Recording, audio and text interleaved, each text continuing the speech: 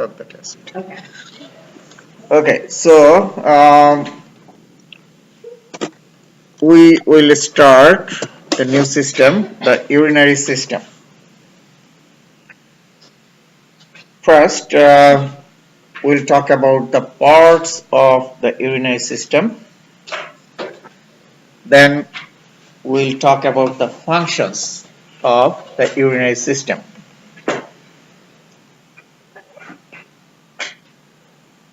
Important organs of the urinary system are two kidneys. So first we'll talk about the anatomy of the kidney. Then we'll talk about the blood supply of the kidney. Blood supply of the kidney is very important because you know that kidney separates the metabolic wastes, harmful chemicals from the blood. So blood must go inside the kidney where filtration occurs to separate the harmful chemicals from the blood. So a lot of blood must flow inside the kidney.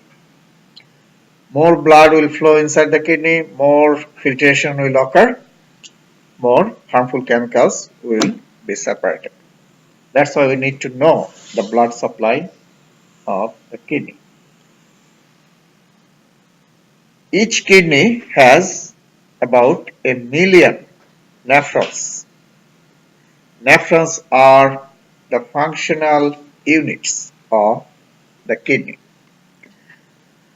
We'll see the types and parts of nephrons. There are two types of nephrons we have in our kidneys. So we'll see what are those two types of nephrons, and we'll also see the parts of a nephron. Inside the kidney, you have three types of capillaries, three types of capillary structures. We'll see what are those capillary structures inside the kidney. Then we'll talk about the processes of formation of urine. So those are the things. First we'll cover the organs of the urinary system are two kidneys, two ureters, one urinary bladder and one urethra. Two kidneys produce urine. How? By filtration. So the process is filtration. So kidneys produce urine by filtration. Then the urine is taken from the kidneys to the urinary bladder by tube-like structures. Those are called ureters. So ureters transport the urine from the kidney to the bladder. Narrow tubes. Urinary bladder holds the urine for few to several hours. So the bladder holds the urine. You know that blood is continuously flowing, right? And going to the kidneys, and filtration is a continuous process. So continuously your kidneys are producing urine. If there is no bladder, then what will happen? Urine will continuously get out from the body. Sense? So that is not good. That's not comfortable. Okay. So that's why bladder plays a very important role by holding the urine. When you desire, then you can remove it from the body. Urethra is the tube-like passage that takes the urine from the bladder to the outside of the body, that means to the atmosphere. All These organs are same in male and female except the urethra. Urethra is much longer in male than the female.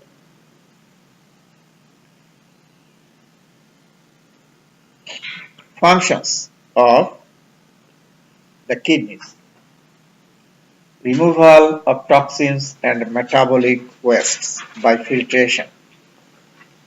By formation of urine, your kidneys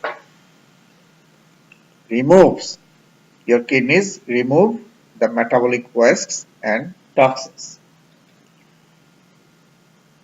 Regulation of blood volume, another important function. Just think this way: if you drink a lot of water, your kidneys do what? Produce more urine. Kidneys produce more urine. Why? After you take a lot of water, kidneys produce more urine, because when you take a lot of water, blood volume goes up, right? So kidney excretes more water out, so the blood volume will not go up, will not increase. If you don't drink water for a couple of days, what will happen? The volume of urine will be less, right? Concentrated urine will be formed. Why? Because kidney will try to preserve the water, will not let the water get out, right? Because your blood volume is low. If water gets out, then it will go further down, right? The volume. So the kidneys regulate the blood volume by producing diluted or concentrated urine. Regulation of chemicals in the blood. This is very simple. If any chemical concentration increases in your blood, kidney will excrete that chemical more. So by excreting or preserving the chemicals, kidneys regulate the chemical compositions in your blood. Regulation of pH. You know that pH is related to hydrogen ion concentration, that you already know. If hydrogen ion concentration increases, pH decreases. pH less means acidic. If pH goes below 7.0, 7.0 is neutral. If pH goes below 7.0, that is acidic. Above 7.0 is alkaline, right? You know that. So if the hydrogen ion concentration increases, the pH will decrease. That means it is moving towards acidic. And you know that your blood pH is 7.35 to 7.45. You already know that. That's the pH of blood. So if the pH goes below 7.35, that is called acidosis, right? Acidosis. Your blood will turn towards acidic, and in that case, kidney will excrete excess hydrogen ion. Make sense? Excrete excess hydrogen ion to keep the pH constant, which is very important. So regulation of pH is by excreting hydrogen ion. Endocrine function. Kidney produces two chemicals. One is called renin and another is renal erythropoietin. Renin regulates the blood pressure. Renin increases the blood pressure. And another chemical, renal erythropoietin. You have heard this name before. It stimulates the bone marrow to produce more red blood cell, erythrocytes. That's why it is called erythropoietin. Now, how renin increases the blood pressure? Renin is produced by kidneys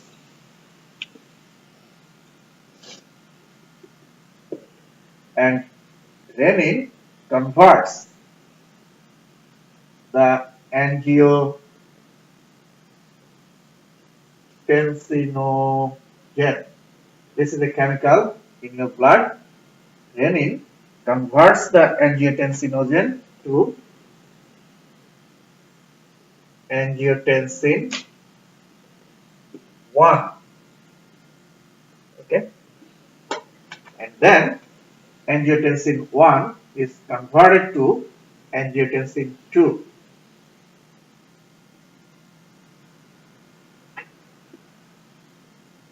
And this angiotensin 2, angiotensin 1 is converted to angiotensin 2 by an enzyme that is called angiotensin converting enzyme. Angiotensin converting enzyme. So, if kidney doesn't produce renin, then angiotensin 2 will not be produced.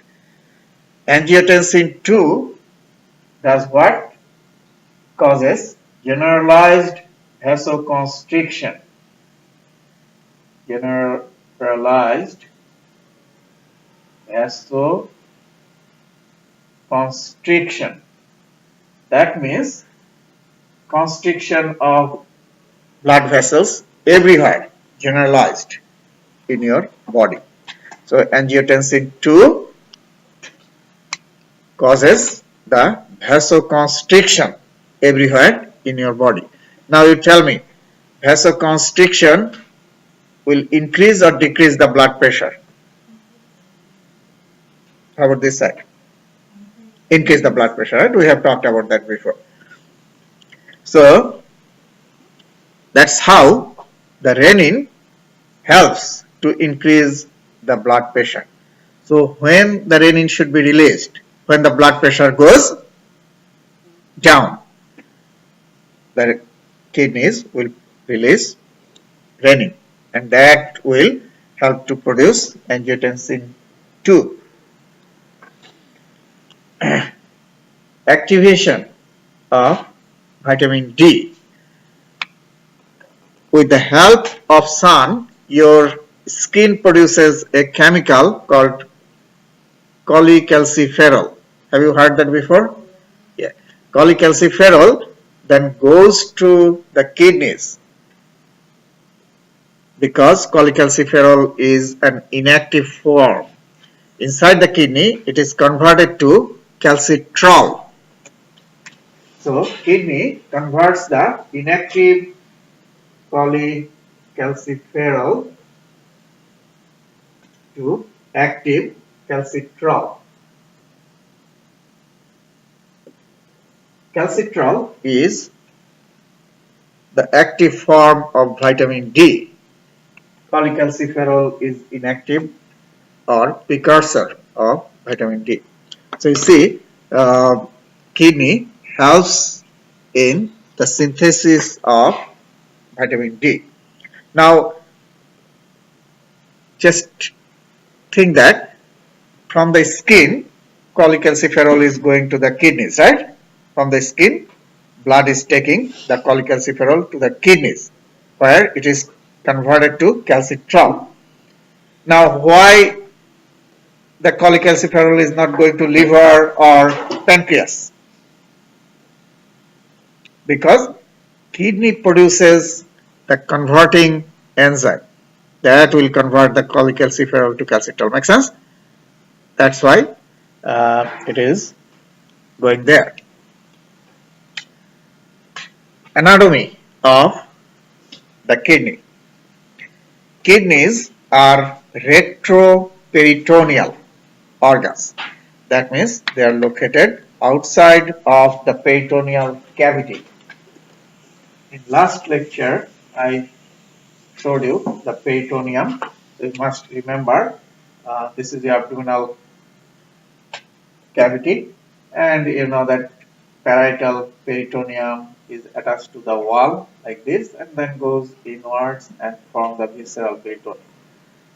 So this is the peritoneal cavity. Most of your organs are located here, but kidneys are behind the peritoneum, outside of the peritoneal cavity.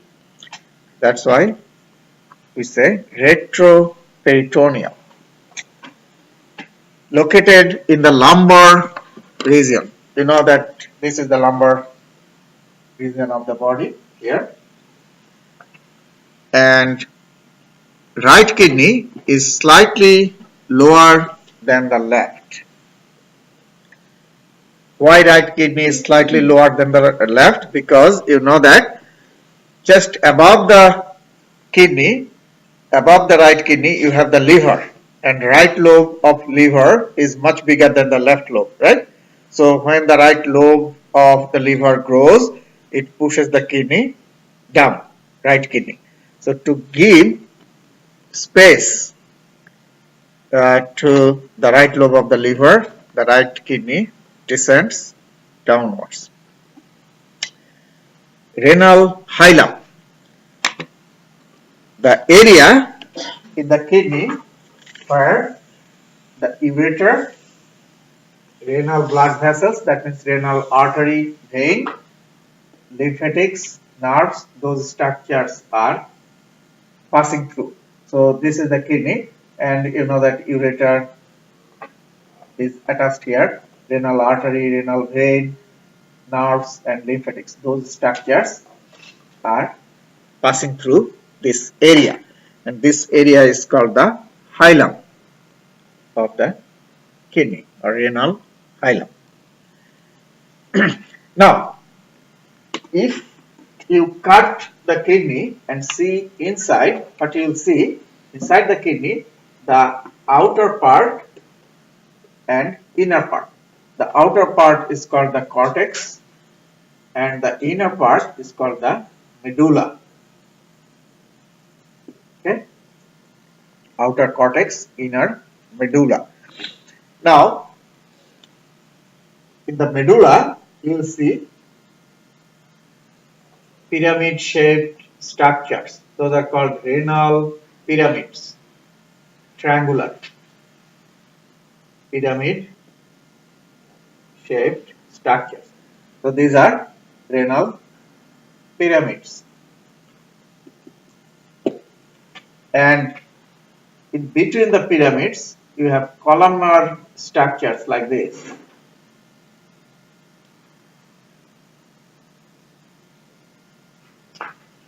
Those are called columns, renal columns.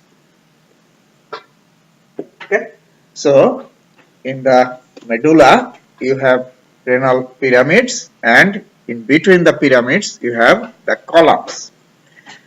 Now you see you have columns in both sides of a pyramid, right? So a pyramid and the adjacent parts of the column together form a lobe.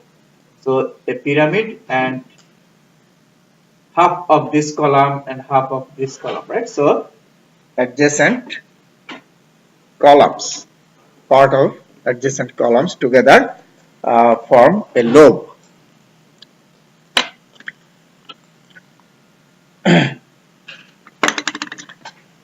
So here you see the picture. You see the cortex, outer, inner medulla, and in the medulla you have the pyramids, and in between the pyramids you have the columns, and a pyramid and adjacent columns, part of adjacent columns together form the lobe. Now the pointed end of the pyramid, which is facing inwards, that is called renal papilla. So here, this is the papilla, the pointed end. Okay? These are papilla, which is facing inwards. And the urine, this is important to know that the urine is secreted from the papilla of the pyramid. So the urine is secreted from the papilla. Now,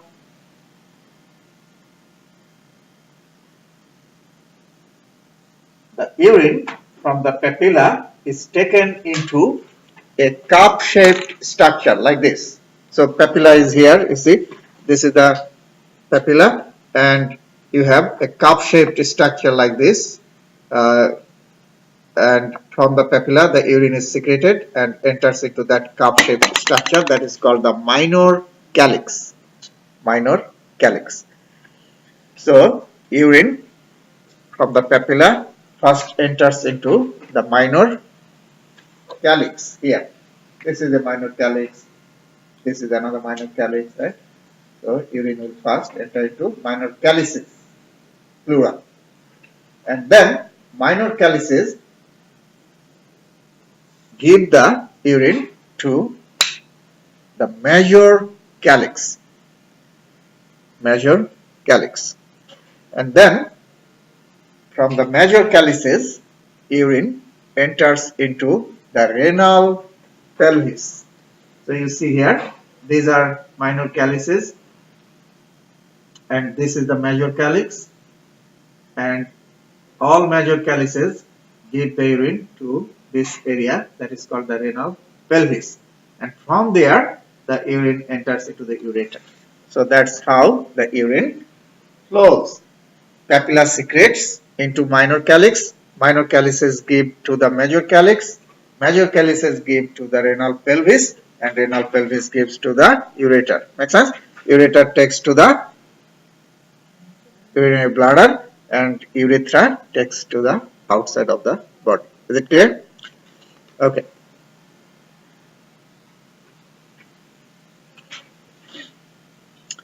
Blood supply of the kidney. Very important, as I have mentioned, because kidneys filter and separate the harmful toxins, metabolic wastes from the blood. That's why a lot of blood should flow into the kidney. Although your kidneys are like this, you see, two kidneys, right? Small. But 1/4 of your blood circulation, cardiac output, enters into the kidneys. So 1/4. So your cardiac output is about 5 liters. That means 5,000 milliliter. That's the cardiac output. In each minute, this much blood gets out from the heart, circulates in the body. Now 1/4 of that, that means 1250, right? Milliliter enters into the kidneys. If your cardiac output is 4800, then 1200, right? 1/4 of, about 1/4 of your cardiac output enters into the kidneys or flows inside the kidney.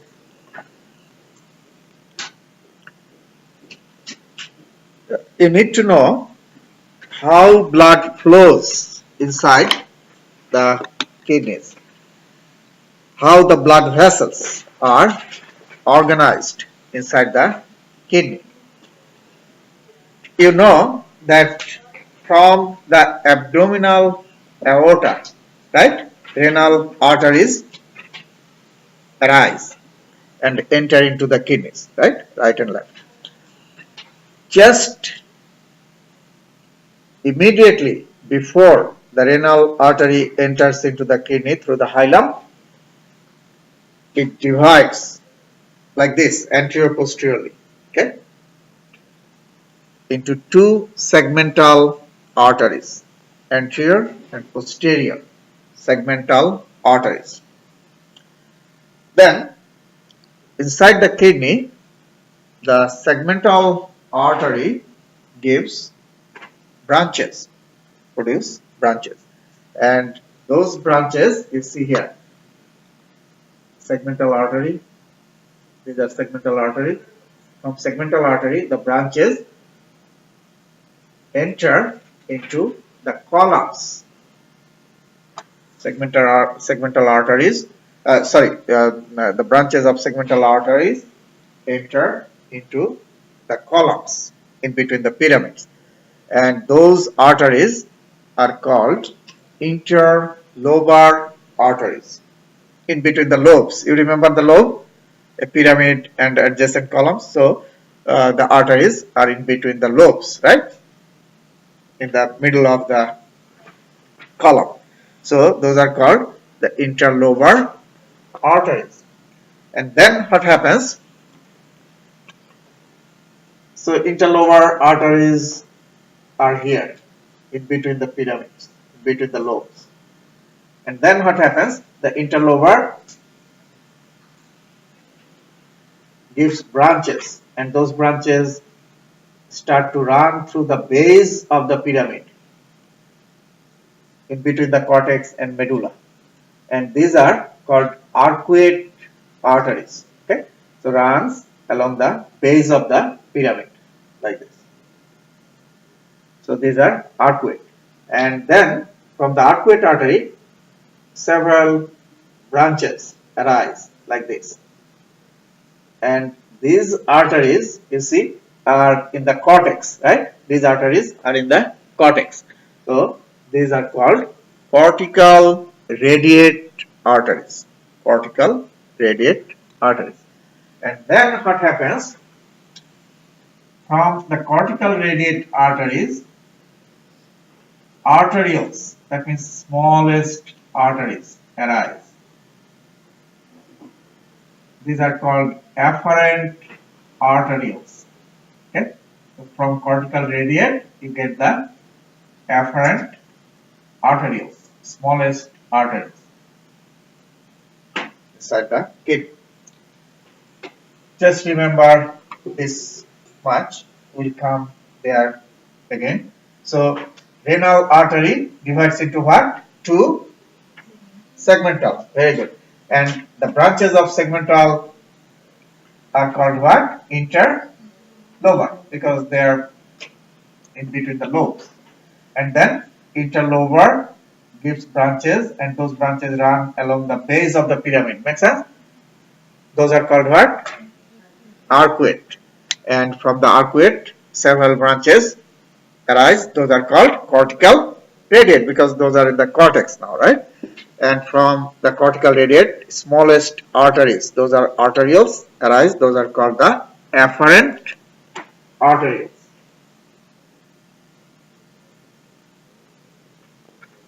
Arterioles. Okay. So remember that much. Veins are just opposite, so names are similar. So now here you see the inter blood flow inside the kidney. Aorta, renal artery, segmental artery, interlobar artery, arcuate artery, cortical radiate artery, efferent arteriole. Then from the efferent arteriole, a ball of capillary, a round ball of capillary is formed, that is called glomerulus. So what is that? You see here, if I draw here, although very small, from the end of the efferent arteriole, ball of capillary is formed like this. Okay.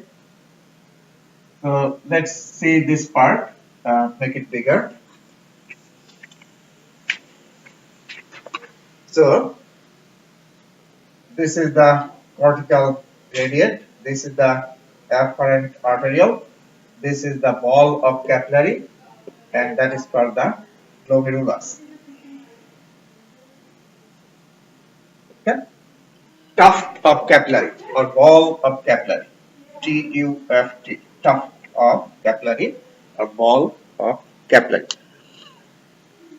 Have you seen sometimes old women, like grandmas, they knit sweater? They get the yarn, ball of yarn, right? If you make it straight, it is very long, right? So the tuft of capillary is like that. If you make the capillary straight, it is very long. Okay, that's why it is a ball of capillary. And then from the glomerulus, the blood gets out through the arteriole that is called efferent. So this is efferent arteriole, and the blood enters into the glomerulus through efferent arteriole and then leaves through efferent arteriole, exit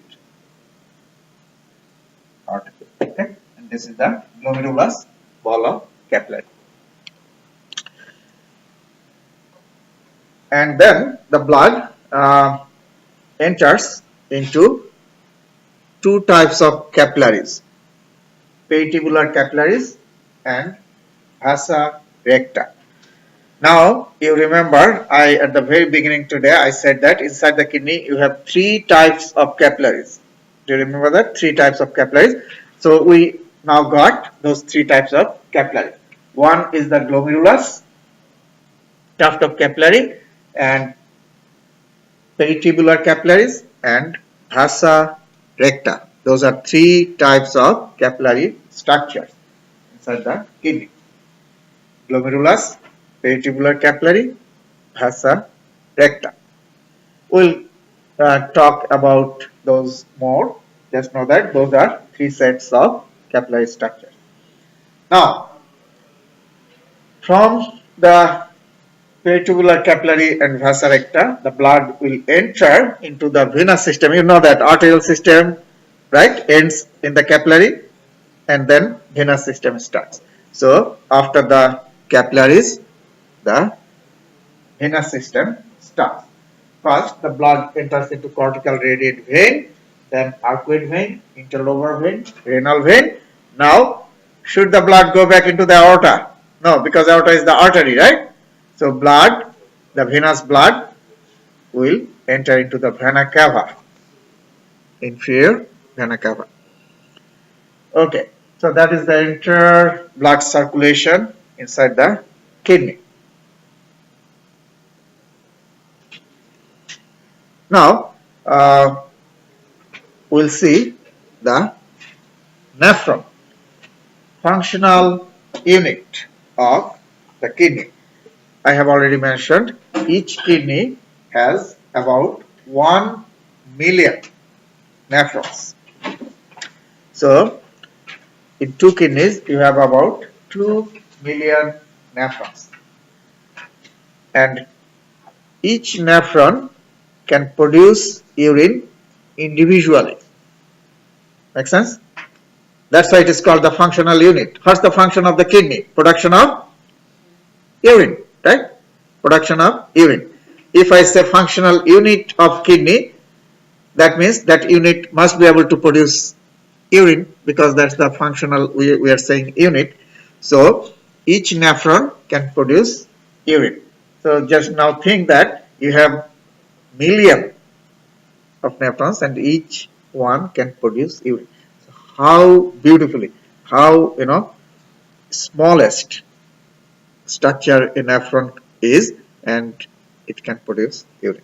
It's a microscopic tube, like a structure. Anyway, so the parts of a nephron. Nephron has two parts,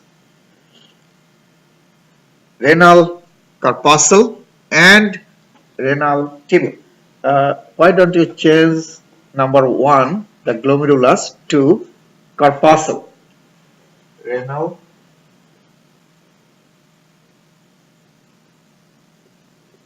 okay, so renal corpuscle and renal tubule. Okay, two parts. Those are the parts of a nephron. So let's see. This is the nephron. I'm drawing the nephron.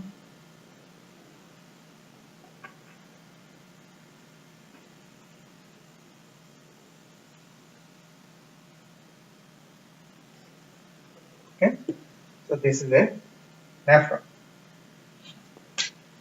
This is called the corpuscle. Renal corpuscle. Okay. And from here to here is the tubule. Okay. So you see two parts, renal corpuscle and renal tubule.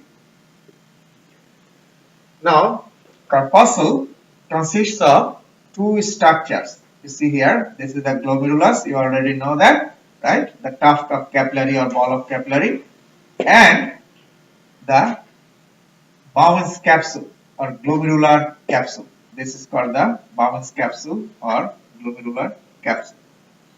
So, glomerular capsule, also called Bowman's capsule. So, glomerulus is the capillary ball, and it is surrounded by, partially, not completely, covered by the glomerular capsule. So, you see here, this is the glomerulus, the ball, and this is the Bowman's capsule or glomerular capsule. Okay. So, those two together form the first part of the nephron, which is called the corpuscle.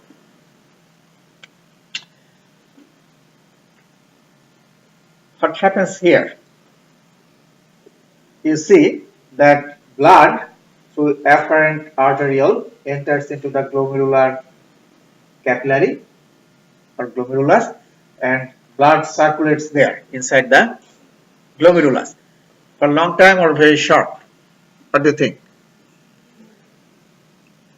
I told you, if you make it straight, it is very long, right? So to pass that long capillary tube, it must take some time, right? It cannot pass quickly. That's why you have that tuft of capillary. This blood has to stay there for a long time to finish going through it, right? So the blood will stay there for a while, and then will leave through the efferent artery. Make sense? Why blood should circulate for a while inside the glomerulus? Because from the blood, harmful chemicals and water will leave, will enter into the nephron. If it goes very fast, it will not get enough time, right, to get out. So that is called the filtration. Water and chemicals, other chemicals. Water is a chemical too. Water and other chemicals leave the glomerulus by filtration, and that is called glomerular filtration. And that is the first step of urine formation. Okay, so now I can say that from the blood, water and other chemicals have entered here. Then that fluid will start to pass through the tubule. What are the different parts of the tubule? Tubule has different parts. We'll see that. See, this first part of the tubule is convoluted, not straight. Convoluted means spiral like this. Okay, so that's why this is called proximal convoluted tubule. Proximal means the part close to the glomerulus. First part. Proximal, not straight, convoluted tubule. Make sense? Then you have a loop-like part that is called loop of Henle. Loop of Henle. This loop is a hairpin-like. Have you seen hairpin? So hairpin-like structure, that is the loop of Henle. And then this part is again convoluted. This is called distal convoluted tube. Okay, so those are the parts of the tubule. Then distal convoluted tubule gives the fluid to a large duct. Duct is wide tube, and that is called collecting duct. Collecting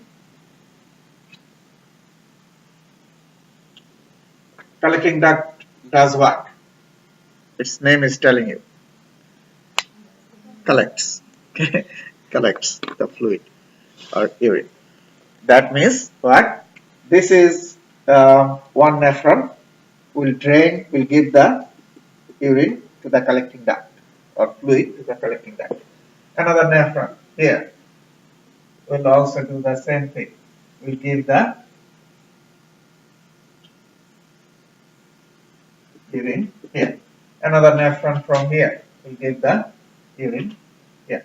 Distal convoluted tubule. Okay? So in each collecting duct you have many nephrons and okay, and with the urine. So from many nephron, urine or fluid is given to a collecting duct. It collects from many nephrons. Okay, so now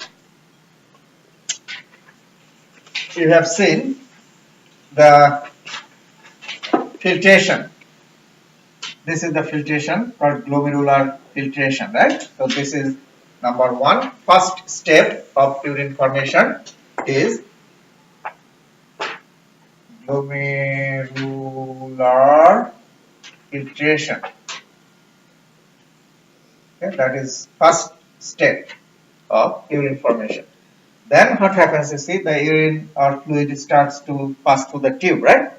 And at different locations, water and some other chemicals leave the nephron, gets out through the wall,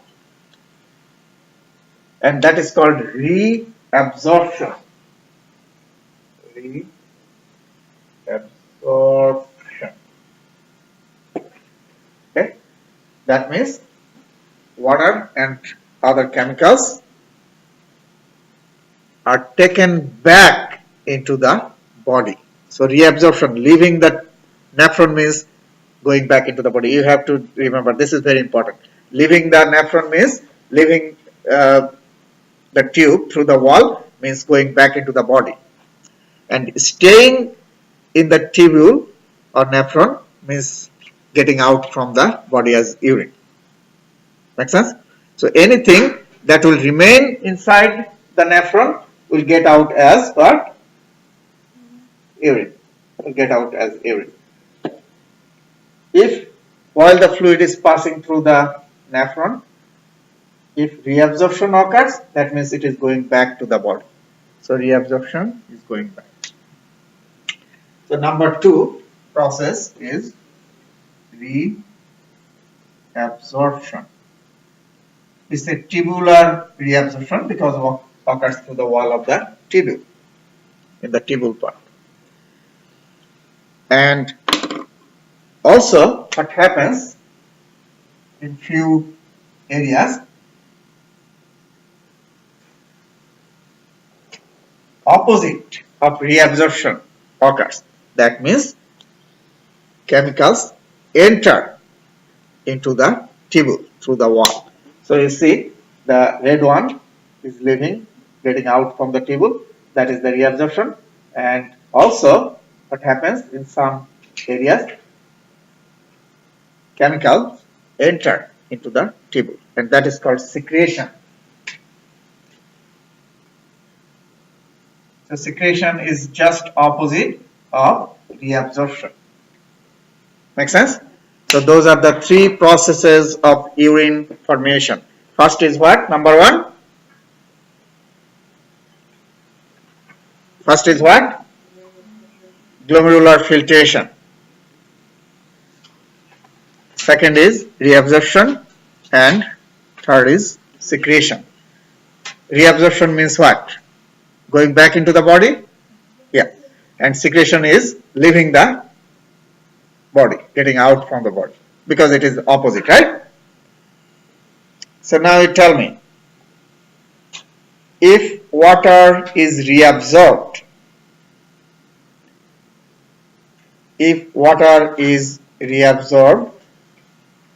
that means in your body the water volume will go up or down? Up. Is it clear to everybody? Reabsorption is taken back into the body.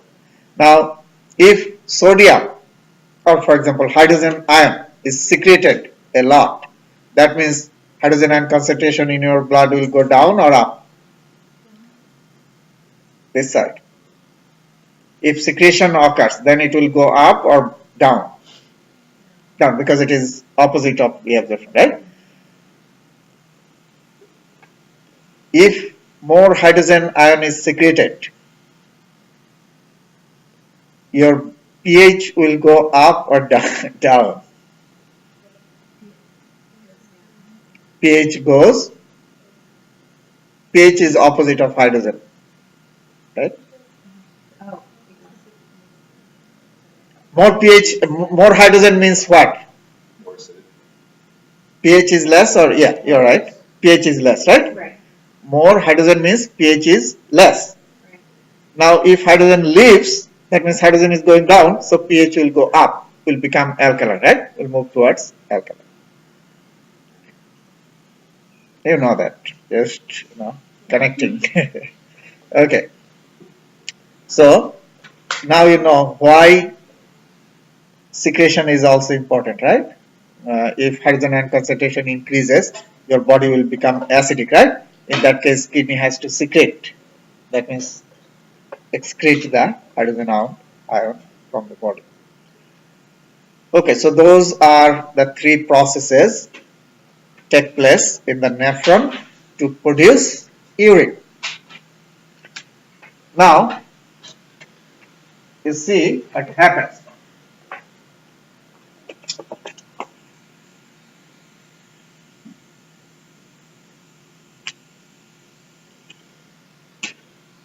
Again, I am drawing the glomerulus.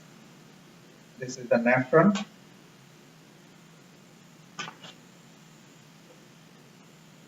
Distal convoluted tube, collecting duct. Okay. Now, after filtration, if the volume of fluid is 100 milliliter here, if glomerular filtration is 100 milliliter, when this fluid will leave the nephron here, right, the volume will become 1 milliliter. That means what? 99% of fluid is taken back, reabsorbed. 99%. 1% volume will become the urine. Okay? Will become urine. So, the fluid, 99% fluid is taken back. Now, this is the proximal convoluted tube. Here, 65% of fluid is reabsorbed. That means what? Filtration is 100 here. 65% is reabsorbed. That means what will be the volume here? What will be the volume here after 65% is taken back? 35 milliliter, right? So 35 milliliter will be here, right? And finally here will be only 1 milliliter. Okay, now you see here in the proximal convoluted tube, it is not selective. Everything like water and other chemicals will equally be reabsorbed. That means what? Just you think this way. You have a sugar solution. Okay, you have made a glucose solution. So you have two things there, right? Solvent is what? Water, right? Water and glucose. Make sense? Now, if you take glucose and water equally out, then the concentration will change or remain same. Remain same, right? Because you are taking both water and glucose equally out. Is it clear? The volume will go down. Make sense? But concentration will remain same. So I have said the same thing here, that everything will equally be reabsorbed. Although the volume will go down, right, to 35%, but the concentration will remain what? Same. Does it make sense now? Okay. So that's the function of proximal convoluted tubule. Then the fluid will start to move down through the descending limb of loop of Henle. You see, this is the loop of Henle. It has two limbs, descending and ascending. Make sense? Going down and up. So the wall of descending limb of loop of Henle, this is interesting, only let the water reabsorb, leave. So who will leave only? Water. Water will be reabsorbed only.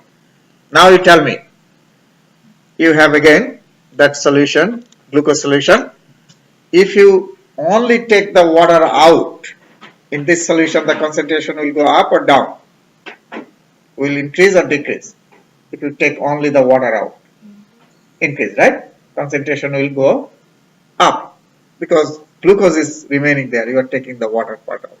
So same thing is happening here. Your water is reabsorbed, so both the volume and concentration will go down. Okay. Now here the concentration of fluid is usually 100 to 300 milliosmol. That's the unit of concentration. 100 to 300 milliosmol. So here you see long loop. Here it should be high or low concentration. High, right? Because water is leaving. So when the fluid will reach here, the concentration will increase a lot, right? And at this point, the lowest point of the nephron, the concentration of fluid is usually 1200 to 1400 milliosmol. Will increase a lot. The concentration will increase a lot. That means a lot of water will be taken out, will be reabsorbed. So that's the descending limb, only permeable to water. Now the fluid will start to move up through the ascending limb of loop of Henle.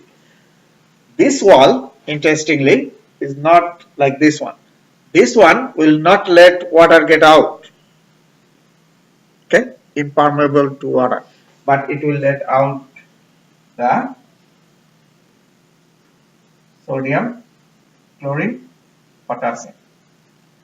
These chemicals will be reabsorbed here, but no water. So you see how beautifully the microscopic tube is, wall is formed. Different parts are permeable to different chemicals. Now you tell me, if water remains here, now think again the glucose solution. What if you take only the glucose out, then the concentration will go up or down? Down, right? It will become more dilute. So you are doing the same way. You are taking the sodium, potassium, chlorine out, but water is remaining there. So the concentration will go down. And as the fluid will move up, concentration will go down, down, down, and will reach here. Okay, again. But the volume is going down everywhere, right? Makes sense? Because water is leaving, sodium, potassium, chlorine is leaving, so eventually the volume will be much lower, but the concentration here and here will become same. Concentration here,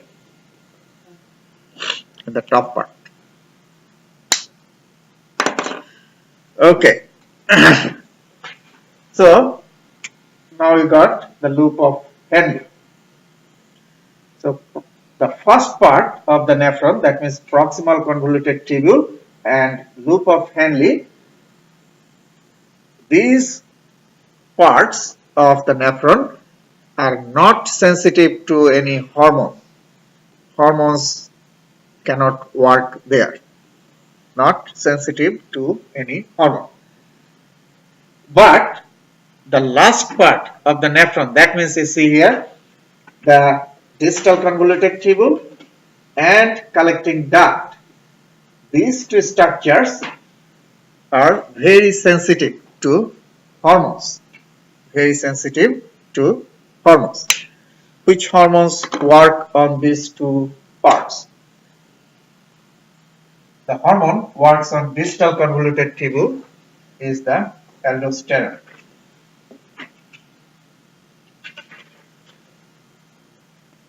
Aldosterone is the hormone that works on this part, distal convoluted tubule, mostly on distal convoluted tubule. And the hormone that mostly works on the collecting duct is called the antidiuretic hormone, ADH. Probably you have heard this name before, antidiuretic hormone or ADH. So you see, the first part of the nephron is insensitive, not sensitive to hormone, but last part is sensitive to hormone. Another beautiful thing, right? How, different parts are working differently. Just think that microscopic, right, structure, but different parts are working differently. Now,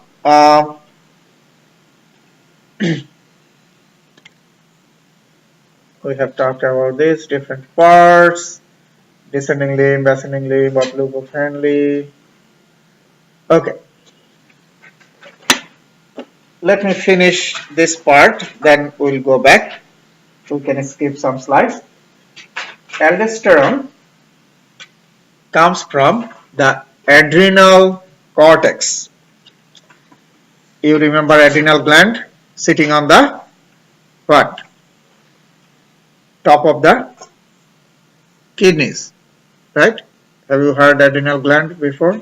Okay, so on the kidneys. And if you see the adrenal gland, you must remember sitting on the kidney, and if you cut it, you'll see two parts, cortex, adrenal medulla. Aldosterone is an adrenal cortical hormone. That means comes from the adrenal cortex and works on the distal convoluted tubule of the nephron and does what? Reabsorbs sodium and water. So you see here, it reabsorbs sodium and what? Water.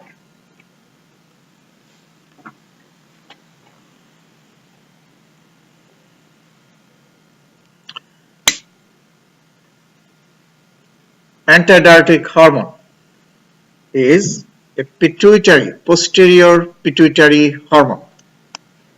Comes from the pituitary gland in your brain and goes to the kidneys far away and works on the collecting duct. Antidiuretic. Have you heard diuretics? The word diuretics. Diuretics do what? Produce more urine or less? More. Diuretics produce more urine. You know that, right? Diuretics. So antidiuretics will do what? Produce less, right? So antidiuretic hormone produces what? Less urine, right? So more antidiuretic hormone means less what? Urine. Is it clear? Okay. So antidiuretic hormone reabsorbs the water, plenty of water in the collecting duct. So antidiuretic hormone reabsorbs water in the collecting duct. Reabsorption means what? Back to the body, right? Taken back into the body. So if more ADH, more reabsorption of water, right? That means more water will go back into the body. So the volume of urine will become small, highly concentrated urine, right? Okay. So now you tell me the volume of urine less means what? The blood volume will increase because where the water is going back into the body, right? So the volume of blood will go up. So that will increase or decrease the blood pressure. Pressure of blood is blood pressure, right? So if you have more blood, the pressure will be high, more. Is it clear? Okay. So now if I block the action of ADH on the wall of the collecting duct, then what will happen? The urine will be more or less? More. Very good, right? Lot of urine because reabsorption will not occur. You have blocked the antidiuretic hormone. Is it clear? So the volume of blood will go down because urine is more, right? Water is leaving more, and that will decrease the blood pressure. Is it clear? And that's what we do. We if someone's hypervolemic hypertension occurs, right? So you give the medicine that will produce more urine, like Lasix or furosemide, that will produce more urine. So the blood pressure will go down. That is one way we treat the high blood pressure. Two types of nephrons are present in our kidneys. One type of nephron has long loop and another type of nephron has short loop. Short loop nephrons are called cortical nephrons, and 85% of our nephrons are cortical nephrons. Long looped nephrons are called juxtamedullary nephrons. 15% of our nephrons are long looped or juxtamedullary nephrons. Just know that long looped nephrons are responsible for the formation of concentrated urine. Long looped nephrons are responsible for the formation of concentrated urine, and short looped nephrons produce diluted urine. Now you tell me, if I ask you, have you seen camels? Okay, so camels normally live in dry, right? And they don't get enough water when they travel, like drink water once and then weeks after week they don't get water. So they should have long looped or short looped nephrons more. They should produce what type of urine, diluted or concentrated? Okay, so now you tell me what kind of nephrons they should have. Long loop, right? Juxtamedullary nephron, because they have to preserve the water. How about sea lions? Have you seen sea lions? Sea beavers? They live where?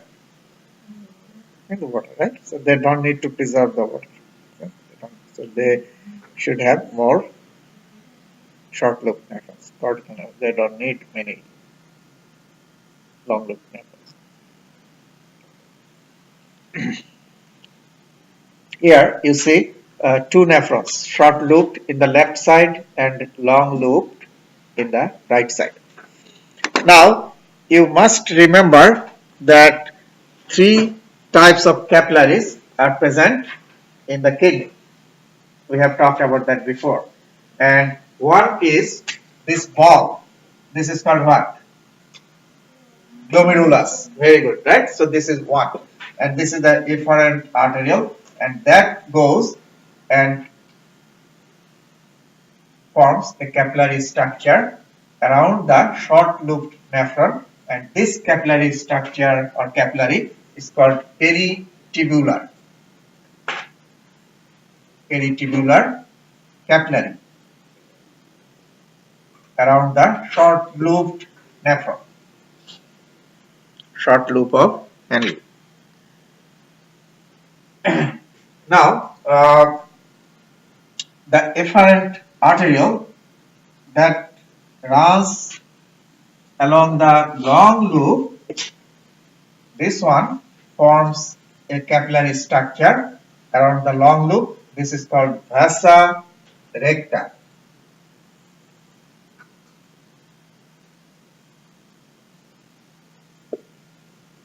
Vasa recta is the capillary that runs along the long loop of juxtamedullary nephron, and it looks like a ladder. We have seen ladder, you can climb up. So two limbs are connected by the bars like this, capillary. Okay, so that is the vasa recta. So those are three capillary structures: glomerulus, which is like a ball, and then peritubular capillary around the short loop, and vasa recta like a ladder around the long loop. Okay, so those are three.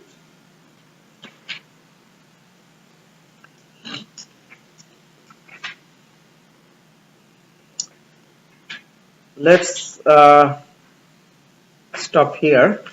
So we'll talk. We have already talked about the processes of urine formation. Okay.